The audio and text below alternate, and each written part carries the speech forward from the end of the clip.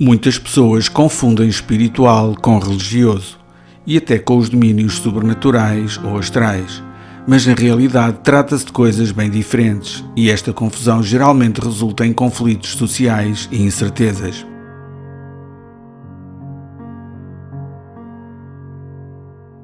Na Constituição dos Estados Unidos da América, por exemplo, foi especificado com grande clareza que os direitos do homem provêm da divindade da sua criação, estabelecendo assim o princípio da espiritualidade.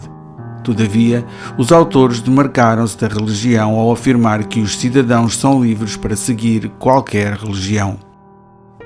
Os fundadores dos Estados Unidos sabiam que a religião se divide e se baseia no poder secular, enquanto a espiritualidade une e não tem uma organização terrena. A Declaração de Independência diz que esta é uma nação cujo governo deriva da sua autoridade dos princípios espirituais do Criador e que deve ser guiada por princípios espirituais que vejam todos os seres humanos igualitariamente com justiça e liberdade para todos. Esta determinação óbvia tem grande poder e dispensa defesa. A religião, por outro lado, pode ser sectária e dividir as pessoas em grupos contrários, muitas vezes com grandes consequências para a civilização e para a própria vida, como podemos ver na história. Os grupos verdadeiramente espirituais baseiam o seu poder unicamente na veracidade dos seus ensinamentos e não têm nenhum poder terreno significativo, nem edifícios, riquezas, nem líderes reinantes. Geralmente na espiritualidade, as ideias centrais que mantêm o grupo unido são o amor, o perdão, a paz, a gratidão, a bondade, o não materialismo e a ausência de juízos de valor. Normalmente a religião, na sua essência, tem como origem um núcleo de espiritualidade que, no entanto, acaba por se afundar e se perder de vista. Se assim não fosse, a guerra, por exemplo, teria poucas hipóteses de acontecer. Como tal, a verdade espiritual é universalmente verdadeira e não sofre variações no tempo e no espaço.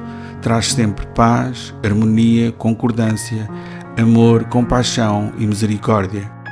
A verdade pode ser identificada por estas qualidades, tudo o resto são invenções do ego. São duas as fontes de erro nas religiões tradicionais verdadeiras.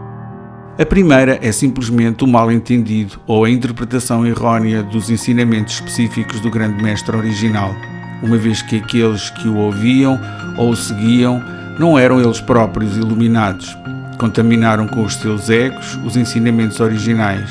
Mais tarde, os tradutores e os escribas amplificaram ainda mais os erros ao longo de gerações. A deformação deve-se geralmente ao facto de o ego tender a ser literal na sua interpretação da palavra, em lugar de se ater ao espírito ou essência do ensinamento. Qualquer tradução que ensine algo que não seja paz ou amor está errada. Trata-se de uma regra básica e fácil de detectar. A segunda das fontes de distorção predominantes é a dos ensinamentos espirituais resultantes daquilo a que normalmente se chama doutrina da Igreja. Estes regulamentos, muitas vezes sob a forma de proibições culpabilizantes, foram na realidade completamente inventados por representantes da Igreja ou alegadas autoridades que, de facto, não tinham nenhuma autoridade, mas sim poder político na estrutura das instituições da altura. Não existe um motivo autêntico ou plausível para modificar os ensinamentos concretos de um grande mestre original. Por mais óbvio que possa parecer, ao longo dos séculos não tem sido claro que ser cristão, por exemplo, significa simplesmente seguir exatamente os ensinamentos de Cristo. Todos os grandes mestres ensinam a não violência, a não condenação e o amor incondicional, e torna-se muito difícil ver como qualquer suposta autoridade eclesiástica poderia violar estes princípios básicos alegadamente para o bem da fé ou o bem da Igreja, para eliminar infidelidades ou apenas por causa de guerras. Existem muitos temas que não são abordados nos ensinamentos espirituais originais, criando assim uma boa oportunidade para a aparição de elaborações religiosas falaciosas. Ao longo dos séculos, foram inventados todos os géneros de pecados com explicações e racionalizações elaboradas que só podem ser descritas em termos clínicos como manipulações doentias de questões humanas naturais. O dano resultante não foi só o erro espiritual, foi também a crueldade psicológica e um sentimento de culpa generalizado da humanidade. Este enfoque na culpa e no pecado levou a uma condenação da consciência humana, reforçando o dilema dos opostos e da dualidade da percepção. O efeito destrutivo subsequente na consciência do homem afasta-o ainda mais de Deus e cria uma barreira que apenas pode ser ultrapassada pelos poucos que quase têm de ser génios espirituais para conseguir escapar a uma armadilha coerciva de elaboradas falácias.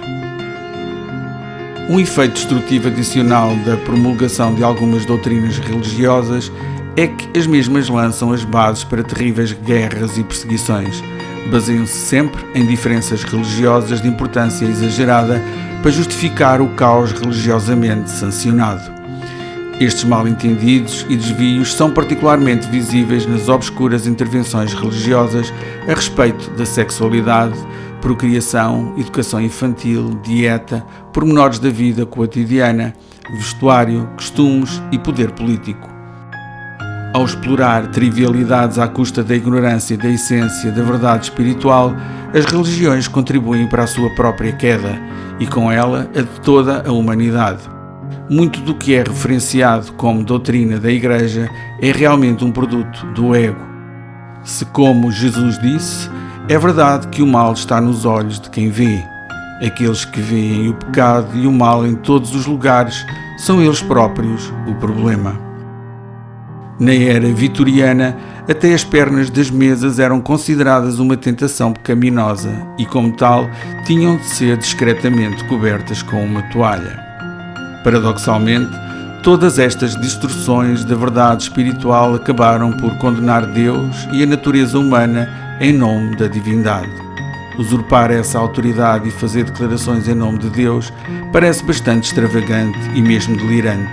Ninguém que tivesse alguma vez experienciado a realidade absoluta da presença de Deus poderia proferir tais afirmações distorcidas.